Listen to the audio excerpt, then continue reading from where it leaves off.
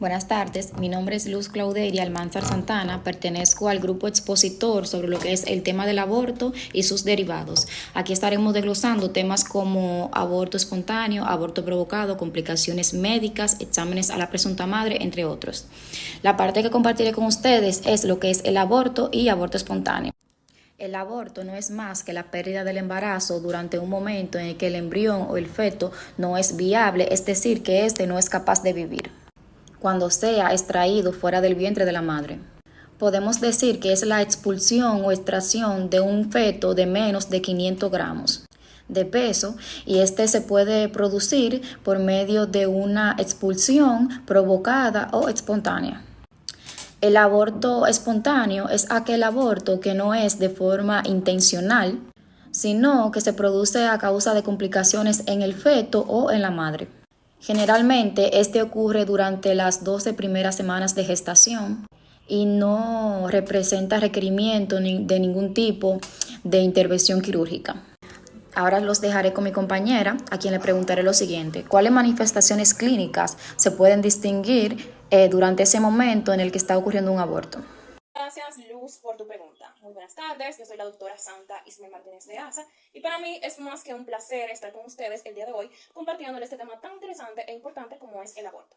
Bueno, Luz, ya respondiendo directamente a tu pregunta, cuando nosotros hablamos de aborto, específicamente de sus manifestaciones clínicas, debemos distinguir lo que es una amenaza de aborto de un aborto inevitable. Cuando nosotros hablamos de lo que es amenaza de aborto, nos estamos refiriendo a que aquí van a existir hemorragias persistentes por vía vaginal, también van a existir lo que son contracciones pélvicas, estas suelen ser muy dolorosas, y aquí los niveles de gonadotropinas van a estar normales, por esto se dice que hay un buen pronóstico, que la paciente con un buen reposo y con buenas medidas terapéuticas puede llevar su embarazo a término.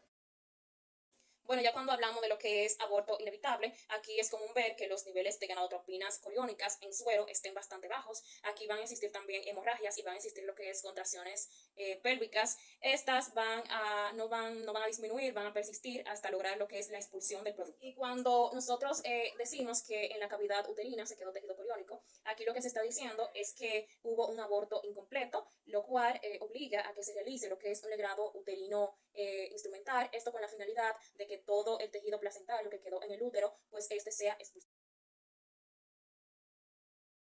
Producto muerto. Cuando el producto de la concepción muere, este suele ser expulsado a partir de las primeras semanas que esto sucede. Cuando el producto muerto es expulsado a partir de la octava semana o más, a este se le considera como un aborto diferido o un aborto fallido. Este tipo de aborto pues suele ocurrir a partir de la primera mitad del embarazo. Muerte fetal. La muerte fetal, esta suele ocurrir en la segunda mitad cuando la gestación habría alcanzado el segundo trimestre del embarazo con el feto aún vivo. La retención prolongada de lo que es el producto muerto, esto suele causar lo que es una alteración en el mecanismo de coagulación de la sangre. Diagnóstico de la retención del feto muerto. El diagnóstico se hace a través de lo que son signos clínicos y signos radiológicos. Dentro de los signos clínicos vamos a ver que hay una falta de concordancia en lo que es la altura del útero y la edad del embarazo. Aquí también vamos a ver que se presenta que no existen lo que son movimientos y latidos del feto, por lo cual nos lleva a un diagnóstico de que el feto se encuentra muerto. También ya en los signos radiológicos aquí vamos a encontrar lo que es una demostración de CAS en las radiografías. El saco se va a encontrar arrugado y va a contener lo que es el feto macerado, como podemos ver aquí en la imagen. Ahora le estaré dejando con mi queridísima colega, la doctora Esmirna. Y me gustaría hacer una pregunta a la doctora Esmirna. Doctora, ¿en qué consisten los abortos provocados y cómo se clasifican los métodos abortivos? Cuéntanos. El aborto provocado consiste en la muerte deliberada del producto por parte de la propia embarazada o de otra persona mediante agentes físicos y químicos. Estos medios abortivos se clasifican según su naturaleza y su mecanismo de acción. Según su naturaleza, tenemos los agentes físicos, que estos pueden ser por instrumentales, baños o duchas calientes, ejercicios severos o muy prolongados y acción violenta. Mientras que en los agentes químicos vamos a tener que sean por laxantes, oxitóxicos, sustancias vegetales, sustancias salinas, prostaglandinas, entre otros. Según su mecanismo, se puede utilizar de forma directa o indirecta. En la indirecta se puede tratar de un traumatismo en el abdomen o en la región lumbar o un aumento del peristaltismo del intestino ocasionado por los mismos laxantes y catárticos. También puede ser por acción medicamentosa, por el uso de las prostaglandinas y sustancias salinas hipertónicas. Este también puede ser por acción operatoria, que es el método más empleado, que consiste en dilatar el cuello del útero, rompiendo la membrana o evaluar el contenido del útero. Esta dilatación se puede hacer mediante instrumentos metálicos llamados dilatadores. Ahora, yo quiero que la doctora Adairis Jerónimo me diga cuáles son las complicaciones que esto puede traer y cuál es la principal causa de muerte en las mujeres de edad reproductiva. Hemorragia uterina, infecciones pélvicas, traumas de órganos pélvicos, infecciones preeclampsia, eclampsia y embolismo aéreo. Y la causa principal es aborto clandestino. Ahora yo le voy a estar hablando sobre las complicaciones del aborto. El aborto provocado clandestino es una de las principales causas de muerte en la mujer en la edad reproductiva. El aborto no seguro es una de las 5 causas de la mortalidad materna. Entre estas complicaciones tenemos las hemorragias, las infecciones, la presión arterial, tenemos la eclampsia y la preeclampsia. La hemorragia uterina, uno de los criterios del aborto clandestino, de los más abundantes abortos. Infecciones pélvicas su causa principal es el aborto clandestino y se caracteriza por tener una fiebre en 38, con flujos vaginales, purulentos y mareolentos, dolor abdominal bajos, severos, al manipular el cuello uterino. El trauma de órganos pélvicos incluye laceraciones del cuello uterino, perforaciones del útero, vejiga e intestino. Y el embolismo aéreo es una de las condiciones que se observa con más frecuencias en las que en esas épocas eran que las mujeres se provocaban abortos con peras de goma y soluciones de jabón en el cuello uterino. Para mi colega Sherlyn Now, su pregunta es: ¿cuáles son los objetivos de la intervención del médico forense? Bien, ya respondiendo a la pregunta de mi colega, los médicos forenses tenemos ciertos objetivos a la hora de estos casos directamente, hablando del aborto. Entre ellos se encuentra lo que es el diagnóstico directamente del aborto, si ese fue un aborto provocado, un aborto espontáneo o no. El diagnóstico de la edad del producto, ya cuando hablamos de producto, estamos hablando de lo que viene siendo el feto o el cigoto, y esto es para saber cuántas semanas o meses directamente tenía antes de ser provocado el aborto, si fue provocado, el diagnóstico del embarazo y la expulsión reciente de la presunta madre, y la recolección de indicios que pueden ser son de valor judicial directamente, porque en estos pueden vincular a más personas, a más acusados directamente. Y bueno, pues para cumplir con los objetivos dichos antes, bueno, pues existen ciertos procedimientos, que en este caso está lo que es el examen del escenario del hecho, el examen de la presunta madre y el examen del producto de gestación. Ahora, una pregunta para mi siguiente colega, y es que ¿cómo procede directamente el caso con la presunta madre?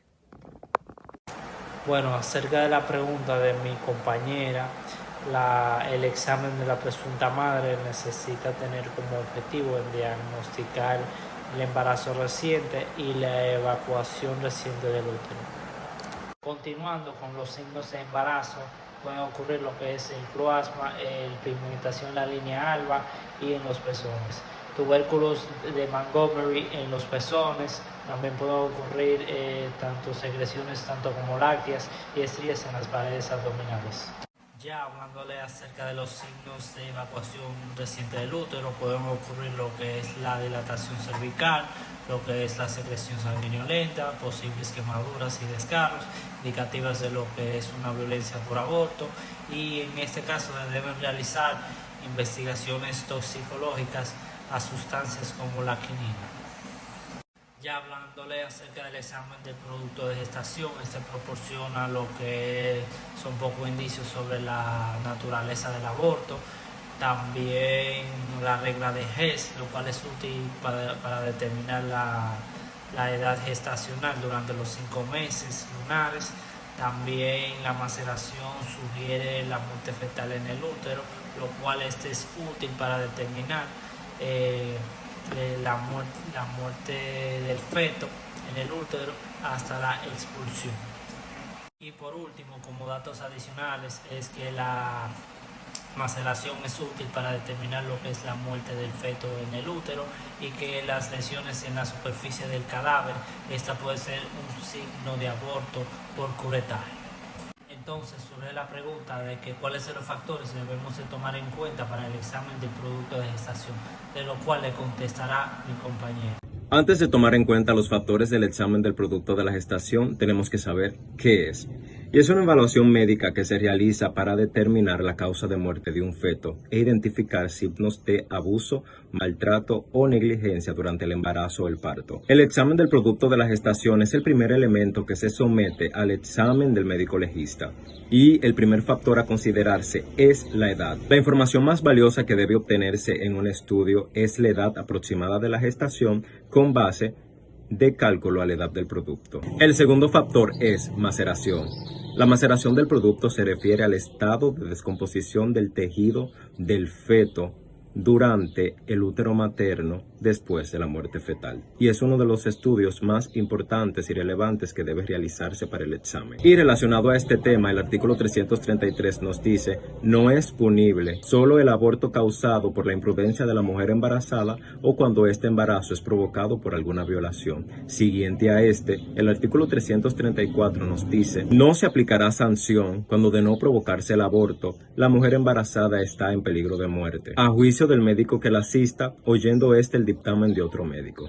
Ahora sí quisiera que nuestra siguiente experta, Mercedes León, nos explique sobre los problemas médicos legales, que es el siguiente tema a plantearse. Dentro de los problemas que podemos mencionar, que nos conlleva a los problemas médicos legales en cuanto al aborto, están en qué periodo o época de la gestación ocurrió el aborto. También debemos de tomar en cuenta si fue provocado por el técnico o por la misma embarazada. Con métodos tradicionales como sustancias abortivas, también están los instrumentos que perforan la membrana. También debemos de tomar en cuenta si el aborto es en contra de su consentimiento. Aquí el médico debe de comprobar los signos dejados por la intervención. Se debe de reconstruir los hechos y que esté acorde a las manifestaciones de la mujer. También se debe de tomar en cuenta la muerte si se produjo como consecuencia de las lesiones que se pretende a causar el aborto. Luis Camacho, ¿cuáles legislaciones ha tenido la República Dominicana acerca del aborto? La República Dominicana, en su artículo 317, condena todo tipo de aborto, siendo así que toda persona que hiciere mediante alimentos, medicamentos, proceso quirúrgico o cualquier modo produciera el aborto de una mujer embarazada será condenado con pena mínima, siempre y cuando este sea consentido. Lo mismo pasará con la persona que permitiese o hiciese abortar, o sea, llámese la embarazada, que permita que le produzcan un aborto o que ella ejecute un autoaborto. También serán condenados aquellas personas que contacten o comuniquen entre una mujer embarazada y una persona que produzca el aborto. Esto será condenado en el primer caso con la pena mínima, tanto en la mujer que consintió el aborto como en la persona que causó el aborto, y en el caso de los intermediarios, estos tendrán de 6 meses a 2 años de prisión. En cuanto a los cirujanos, enfermeras o otros profesionales de la salud que abusaren de su profesión para causar o ejecutar abortos, estos serán condenados con penalidades de 5 años a 20 años de prisión.